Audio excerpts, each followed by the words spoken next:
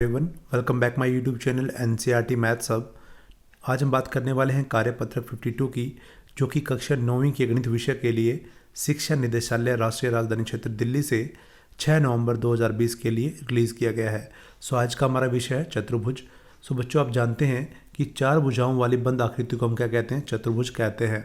तो ऐसे अनेक चतुर्भुजों के बारे में आप जानते हैं, जैसा कि आयत, वर्ग, समांतर चतुर्भुज, समचतुर्भुज, समलंब और पतंग, और इस प्रकार के अनेक चतुर्भुज हमें मिल सकते हैं। एक ऐसा चतुर्भुज जिसकी आमने सामने की भुजाओं के दोनों युग्म समांतर और बराबर हों, तो हम उसे क्या कहते हैं? समांतर चतुर्भुज कहते हैं। तो आज का हमारा विषय रहेगा समांतर चतुर्भुज। तो आइए समांतर चतुर्भुज की एक प्रमेय को हम समझें। तो आपके सामने एक प्रमेय है। किसी समांतर चतुर्भुज का एक विकर्ण उसे 2 सर्वांगसम त्रिभुजों में विभाजित करता है। ये हमें सिद्ध करना है। तो देखिए, समांतर चतुर्भुज क्या होता है? एक ऐसा चतुर्भुज जिसमें आमने सामने की भुजाएं बराबर हों और समांतर हों, जैसा कि आप यहाँ देख सकते हैं। तो हमें ये सिद्ध करना है कि समांतर चतुर्भुज का एक विकर्ण उसे 2 सर्वांगसम त्रिभुजों में विभाजित करता है। तो देखिए, सर्वांगसम का मीनिंग समझिए। सर्वांगसम, सभी अंग समान। तो ऐसी 2 त्रिभुजों में बांटता है जिनके सभी अंग समान हो। कौन बांटता है? एक विकर्ण। समांतर चतुर्भुज का एक विकर्ण उसे 2 सर्वांगसम त्रिभुजों में विभाजित करता है। ये हमें सिद्ध करना है। तो देखते हैं, उत्पत्ति में आप देखते हैं कि मान लीजिए एक ABCD एक समांतर चतुर्भुज, जैसा कि आप देख सकते हैं यहाँ पर। AC उसका विकर्ण है, AC आपका विकर्ण है। देखिए कि विकर्ण AC समांतर चतुर्भुज ABCD को 2 त्रिभुजों ABC, जैसा कि आप देख सकते हैं, और CDA में विभाजित करता है। तो हमें सिद्ध करना है कि ये दोनों त्रिभुज सर्वांगसम है। इन दोनों त्रिभुजों के सभी अंग समान है। ये हमें सिद्ध करना है। त्रिभुज ABC और CDA के लिए ध्यान दीजिए। जब आप देखते हैं तो BC और आप AD देखिए, दोनों समांतर भुजाएं हैं, और AC एक तिर्यक रेखा है। इनके बीच में AC आपके सामने क्या है? एक तिर्यक रेखा है। इसलिए जो एंगल आपके सामने नजर आ रहे हैं, कौन से एंगल? BCA, जैसा कि आप देख सकते हैं BCA दैट इज एंगल 6, और उधर से CAD और आप कह सकते हैं DAC that is angle number 5। 6 और 5 हमारे पास क्या? एकांतर कोणों का युग्म है, क्योंकि ये 2 समांतर रेखाओं AD और BC के बीच में और तिर्यक रेखा के एकांतर बने हैं। तो एकांतर कोणों का युग्म है जो कि बराबर होते हैं। साथ ही AB और DC आपके पैरेलल है। AB और DC आप CD कह सकते हैं। ये दोनों भी आपकी रेखाएं क्या? समांतर हैं। और एक तिर्यक रेखा के बीच में कौन है? AC। कोण आपका 3 और कोण आपका 4 जो है, 3 और 4 आपके हैं, ये भी बराबर है, क्योंकि ये भी एकांतर कोणों का युग्म बना रहे हैं। और AC हमारे पास क्या? उभयनिष्ठ भुजा है, सांझी भुजा है। अतः हम कह सकते हैं कि जो त्रिभुज आपकी ABC है और जो CDA है, ये दोनों क्या है? सर्वांगसम है। त्रिभुज ABC और TC या CDA आपकी क्या है? सर्वांगसम है। किस नियम से? एंगल साइड एंगल नियम से, क्योंकि हमारे पास 2 एंगल, फिर एक एंगल, फिर साइड, और फिर एंगल बराबर है दूसरी त्रिभुज के एंगल साइड और एंगल के। आपके कोण भुजा कोण नियम से ये 2 त्रिभुज आपकी क्या है? सर्वांगसम हो जाती है। अर्थात हम कह सकते हैं कि विकर्ण AC समांतर चतुर्भुज ABCD की 2 सर्वांगसम त्रिभुजों ABC और CDA में विभाजित करता है। तो आइए एक क्रियाकलाप के द्वारा इसे बेहतर तरीके से समझें। कागज पर एक समांतर चतुर्भुज खींचकर उसे काट लीजिए। अब इससे विकर्ण के अनुदिश काट लीजिए। ऊपर दी गई आकृति देखिए, आप 2 त्रिभुज प्राप्त करते हैं। अब आपने जो काटने के बाद हमें क्या मिल जाएगा? 2 त्रिभुजें मिल जाती हैं। इन त्रिभुजों को आप इस प्रकार से क्या कह सकते हैं? एक दूसरे के बारे में, इन त्रिभुजों के बारे में आप क्या कह सकते हैं? एक त्रिभुज को दूसरे त्रिभुज पर रखिए, यदि आवश्यक हो तो त्रिभुज को घुमाइए भी, और आप क्या देखते हैं कि दोनों त्रिभुजें परस्पर सर्वांगसम है। मीन्स एक दूसरे को पूरा ढक लेती हैं, एक दूसरे को पूरा संपूर्ण तरीके से कवर कर लेती हैं। तो इन त्रिभुजों को हम क्या कहेंगे? सर्वांगसम कहेंगे। कुछ और समांतर चतुर्भुज खींचकर इस क्रियाकलाप को दोहराएं। प्रत्येक बार आप क्या पाएंगे कि समांतर चतुर्भुज का एक विकर्ण उसे 2 सर्वांगसम त्रिभुजों में विभाजित करेगा। ये एक्टिविटी आप अच्छे से परफॉर्म करेंगे। अब हमें अभ्यास के लिए 2 प्रश्न दिए गए हैं, इनको हल करने का प्रयास करते हैं। जैसा कि आप देख सकते हैं स्क्रीन पर, पहला प्रश्न दिया गया हमें, समांतर चतुर्भुज ABCD का विकर्ण AC कोण A को समद्विभाजित करता है। तो दर्शाइए यह कोण C को भी समद्विभाजित करता है। और ABCD एक समचतुर्भुज है, ये हमें सिद्ध करना है। तो देखिए, अभी दिया गया विकर्ण AC जो है वो कोण A को क्या करता है? समद्विभाजित करता है। और हमें सिद्ध करना है कि यह कोण C को भी समद्विभाजित करता है। और ABCD जो आपका समांतर चतुर्भुज है वो क्या है? आपका समचतुर्भुज है। समांतर चतुर्भुज समचतुर्भुज कब बनेगा? यदि इसकी संगत भुजाएं आप बराबर सिद्ध कर देते हैं, तो समांतर चतुर्भुज आपका क्या बन जाएगा? समचतुर्भुज बन जाता है।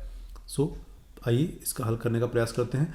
दिया है हमें एक समांतर चतुर्भुज ABCD जिसका विकर्ण AC, जैसा कि आप देख सकते हैं विकर्ण AC कोण A को समद्विभाजित करता है। कोण A को समद्विभाजित करता है। हमें दिया गया है कौन DAC बराबर है कौन सा हमारे पास BAC, DAC बराबर है BAC, याद रखेंगे DAC बराबर है BAC। अब सिद्ध करना है हमें विकर्ण AC को भी समद्विभाजित करता है और ABCD एक समचतुर्भुज है। सो हमें दो त्रिभुज ले लेनी है, जैसा कि आप देख सकते हैं आपके सामने दो त्रिभुजें कौन सी हैं, ABC और उधर से CDA। CD आपके ऊपर वाली है, ये त्रिभुज आपके लोअर जो त्रिभुज आपके सामने है वो है ABC और उधर से CDA। सो AB बराबर है CD। देखिए AB और उसकी सम्मुख भुजा आपके सामने कौन सी नज़र आ रही है आपको, CD। AB और CD आपके सामने बराबर भुजा है। उसी प्रकार से AC आपकी साझी भुजा है और फिर से आपके पास BC किसके बराबर है, AD के। तो दो त्रिभुजों की तीनों भुजाएं आपकी कॉमन यानी बराबर हैं।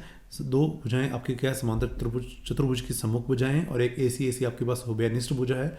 सो दो त्रिभुजें ABC और CD आपकी क्या है, सर्वांगसम हो जाती है। किस नियम से, भुजा भुजा भुजा सर्वांगसमता नियम से। सो देखिए अब ये सर्वांगसम दो त्रिभुज हो चुकी हैं, इसका मतलब इनके सभी अंग समान हैं। सो हम बाय CPCD कह सकते हैं। CPCD क्या होता है, corresponding parts of congruent triangle. दो सर्वांगसम त्रिभुजों के सभी अंग समान होते हैं, तो हम कह सकते हैं BCA बराबर है एंगल DAC और उसी प्रकार से BAC बराबर है DCA बाय CPCD। सो अब देखिए एक एंगल में दिया है ऑलरेडी, BAC बराबर है DAC, ये हमें दिया है पहले से ही। तो जैसा कि आप देख सकते हैं BAC बराबर है DAC और यहाँ BAC बराबर है DCA, तो DAC बराबर DCA हो जाता है। और यहाँ से देखिए DAC किसके बराबर है, BCA के, तो हमें मिल जाते हैं ये दो एंगल बराबर। सो BCA बराबर है DCA, तो मिल जाता है BCA बराबर DCA समीकरण 1, 2 और 3 से। और यही हमें सिद्ध करना था कि विकर्ण AC को समद्विभाजित करता है। सो ये एंगल C के दो पार्ट हैं जो कि बराबर हैं, BCA और DCA, अतः हम कह सकते हैं विकर्ण AC C और कोण A को समद्विभाजित करता है। अब हमें देखिए क्या सिद्ध करना है कि समांतर चतुर्भुज ABCD क्या है, एक समचतुर्भुज है। सो देखिए क्योंकि समांतर चतुर्भुज के सम्मुख कोण समान होते हैं, इसलिए हम कह सकते हैं कोण DAB बराबर है कोण DCB। ये जो आपके पूर्ण कोण है बराबर है, क्योंकि समांतर चतुर्भुज के सम्मुख कोण बराबर होते हैं। अब इनके आधे आधे भी बराबर होंगे, तो हाफ ऑफ DAB बराबर हाफ ऑफ DCB। अब हाफ ऑफ DAB, देखिए हाफ ऑफ DAB का हम क्या लेंगे, ये वाला एंगल ले लेते हैं। तो ये एंगल आपका कौन सा है, देखिए DAC, और इधर से इसका हाफ ले लेते हैं हम DCA। सो ये दोनों एंगल बराबर हैं क्योंकि AC आपका क्या है, कोण A और C का समद्विभाजक है। सो देखिए कोण DAC और DCA दोनों कहाँ, एक ही त्रिभुज ADC के अंदर बने हैं। तो दो कोण समान कोणों की सम्मुख भुजाएं भी बराबर होती है, क्योंकि हम जानते हैं समान कोणों की सम्मुख भुजाएं बराबर होती है। इसलिए DAC की सम्मुख भुजा देखिए कौन सी है, CD है, और DCA की सम्मुख भुजा AD है। सो देखिए अब इस त्रिभुज में देखते हैं कि AD और CD बराबर हो जाती हैं, बट समांतर चतुर्भुज की ये दोनों क्या संगत भुजाएं हैं, क्योंकि समांतर चतुर्भुज ABCD की संगत भुजाएं AD और CD समान है। अतः हम कह सकते हैं कि ABCD एक क्या है, समचतुर्भुज है। और यही हमें सिद्ध करना था। तो जब भी समांतर चतुर्भुज की संगत भुजाएं समान हो तो हम कह सकते हैं समांतर चतुर्भुज क्या है, एक समचतुर्भुज है। सो ये रिजल्ट आप अच्छे से याद रखेंगे। अब देखते हैं प्रश्न नंबर 2। प्रश्न नंबर 2 में हमें क्या करना है, साइड साइड साइड और आप कह सकते हैं भुजा भुजा नियम के प्रयोग से सिद्ध कीजिए कि किसी समांतर चतुर्भुज का एक विकर्ण उसे दो सर्वांगसम त्रिभुजों में विभाजित करता है। तो देखिए ये हम नियम पहले ही प्रूव कर चुके हैं, पहले हमारा प्रमेय के अंदर, कि किसी भी समांतर चतुर्भुज का एक विकर्ण उसे दो सर्वांगसम त्रिभुजों में विभाजित करता है। परंतु हमने यह सिद्ध किया था किस नियम से, कोण भुजा कोण नियम से सिद्ध किया था, और अब हमें यह प्रमेय सिद्ध करना है भुजा भुजा भुजा नियम से। तो जैसा कि आप देख सकते हैं हमें समांतर चतुर्भुज ABCD दिया है और सिद्ध करना है कि विकर्ण AC समांतर चतुर्भुज ABCD को दो सर्वांगसम त्रिभुजों में विभाजित करता है। ये हमें सिद्ध करना है, जो कि है हम इसको लिख सकते हैं ABC सर्वांगसम है CDA के, ये हमें सिद्ध करना है। सो उत्पत्ति में आप देखते हैं कि त्रिभुज ABC और CDA में आप देखते हैं कि AB बराबर है, देखिए AB बराबर है CD, क्योंकि समांतर चतुर्भुज की सम्मुख भुजाएं हैं, और AC आपकी क्या उभयनिष्ठ भुजा है, जैसा कि आप देख सकते हैं आकृति में। AC क्या दोनों त्रिभुजों की साझी भुजा है, सो उसको उभयनिष्ठ भुजा बोलेंगे। और आप देख सकते हैं BC और AD आपकी क्या है, सम्मुख भुजाएं हैं समांतर चतुर्भुज की। सो AB बराबर CD समांतर चतुर्भुज की सम्मुख भुजाएं, AC उभयनिष्ठ भुजा है, और BC बराबर AD समांतर चतुर्भुज की सम्मुख भुजाएं। सो दो त्रिभुजों की तीनों भुजाएं परस्पर समान हैं, तो हम कह सकते हैं कि त्रिभुज ABC सर्वांगसम है त्रिभुज CDA के भुजा भुजा भुजा सर्वांगसमता नियम के द्वारा। सो अतः किसी भी समांतर चतुर्भुज का एक विकर्ण उसे दो त्रिभुजों में विभाजित करता है। अतः प्रमेय सिद्ध होती है किस नियम से, भुजा भुजा भुजा नियम से, और इसे हम पहले ही सिद्ध कर चुके हैं प्रमेय में, जो कि कोण भुजा कोण नियम से। So this is all about worksheet number 52. So if you learn from this video, then please do subscribe my channel and share this video as much as you can. Thanks for watching.